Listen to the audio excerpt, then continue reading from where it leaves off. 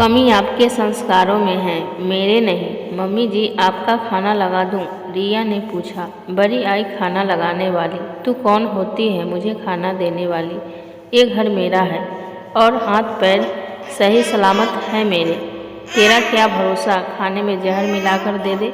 लगता है माँ बेटे का झगड़ा लगवाकर चैन नहीं मिला, उसे बुरा बनाकर खुद मेरे सामने अच्छा बनने का नाटक कर रही है। तू क्या समझती है मैं कुछ जानती नहीं? यह बाल धूप में सफ़ेद नहीं किए मैंने, अच्छे से समझती हूँ। मैं तुम जैसी घर तोड़ने वाली बहुए को। सुषमा जी बिना रुके बोले ही जा रही थी और रिया चुपचाप सुन रही थी, क्योंकि यह उनका रोज का नाटक था। विपुल रिया का पति और सुषमा जी विपुल की माँ। लगता है माँ बेटे के बीच सुबह सुबह जब तकरार नहीं होती, खाना हजम नहीं होता था दोनों का। पर सब कुछ होने के बाद सुषमा जी सारा दोष अपनी बहू पर डाल देती।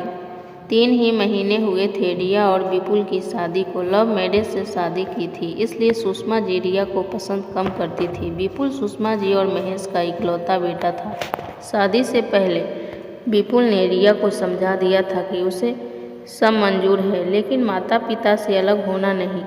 शायद यही एक वजह थी कि रिया सुषमा जी के जहर से भी ज़्यादा कड़वा घूंट चुपचाप सह लेती थी। बिना माँ बाप की बेटी, मामा मामी के घर पली बड़ी रिया का हमेशा से एक ही सपना था कि उसे सास ससुर के रूप में माँ बाप का प्यार मिल जाए। ससुर तो पिता से बढ़कर थे, लेकिन शायद माँ का प्यार उसके नसीब में नहीं था। 3 महीने हुए थे उसके शादी को, लेकिन इन 3 महीने में एक भी ऐसा नहीं बीता होगा जो सुषमा जी ने रिया को खरी खोटी न सुनाई हो।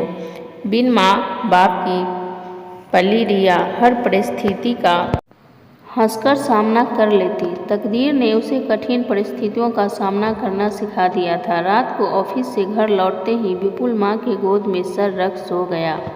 सर पर हाथ फेरते हुए सुषमा जी ने ऐसी तीखी नज़रों से रिया की ओर देखा, मानो वे कह रही हो, तू चाहे कितनी भी कोशिश कर ले, मेरे बेटों को मुझसे अलग नहीं कर सकती। रिया अच्छे से जानती थी कि चाहे वो अपनी माँ से कितना भी लड़ झगड़ ले, पर उनके खिलाफ एक शब्द नहीं सुनेगा, और इसलिए इस बारे में उसे बात करना व्यर्थ होगा। लेकिन इस समस्या का कोई न कोई तो हल निकालना होगा। अगले दिन सुबह बहू विपुल का नाश्ता लगा दे। रिया नाश्ता ले आई। ये क्या बहू, नाश्ता गर्म तो कर लेती, ठंडा कैसे खाएगा? इसे ठंडा बिल्कुल पसंद नहीं। चलेगा माँ, विपुल ने कहा। हाँ भाई, अब तो सब चलेगा, वरना मेरे सामने तो 100 नखरे करता, पर अब बीवी के सामने एक नहीं चलती। माँ, आप बात के बतंगर बना रही हो, विपुल ने जवाब दिया। और फिर शुरू हुई विपुल और सुषमा जी का बहस। उस दिन तो बात बहुत बिगड़ गई। 2 घंटे तक माँ बेटा बहस करते रहे। विपुल बिना नाश्ता किए ही ऑफिस चला गया। विपुल के जाने के बाद रिया ने अपनी प्लेट लगाई और नाश्ता करने लगी। कैसी औरत है, पति बिना नाश्ता किए चला गया और खुद आराम से बैठ नाश्ता कर रही है। पता नहीं क्या जादू टोना कर दिया मेरे बेटे पर। बिन माँ बाप की जो है, मामा मामी ने तो कुछ सिखा कर भेजा ही नहीं। अच्छे संस्कार दिए होते तो बस करो मम्मी जी। आप जब तक मुझ पर इल्ज़ाम लगा रही थी मैं सह गई, लेकिन अपने माता पिता यानी मामा मामी के खिलाफ एक शब्द भी नहीं सुन सकती मैं।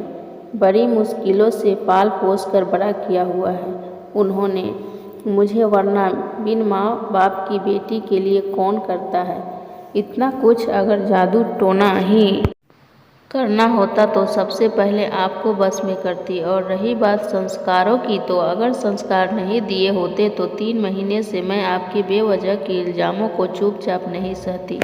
संस्कारों में शायद आपकी कमी रह गई, इसलिए आप डरती हो कि आपका बेटा कहीं आपको छोड़ के ना चल जाए। पहले मैं सोचती थी कि शायद मैं आपको पसंद नहीं हूँ, इसलिए मुझसे नाराज़ हैं। समय के साथ आप मुझे अपना लेंगे, लेकिन नहीं मम्मी जी, किसी की नाराज़गी तो दूर की जा सकती है, लेकिन नफ़रत नहीं। मैं आपको जितनी इज्जत देने की कोशिश कर रही हूँ, आप उतना ही मुझे नीचा दिखाती हैं। विपुल और आपके बीच हमारी शादी से पहले भी नहीं पड़ती थी, लेकिन आप सब कुछ जानते हुए भी बेवजह मुझ पर इल्ज़ाम लगाए जा रही हैं। वे आपसे बहुत प्यार करते हैं और मैं भी आपकी इज्जत करती हूँ, लेकिन ये नफ़रत की आग जो आपके अंदर है एक दिन सब कुछ जलाकर राख कर देगी।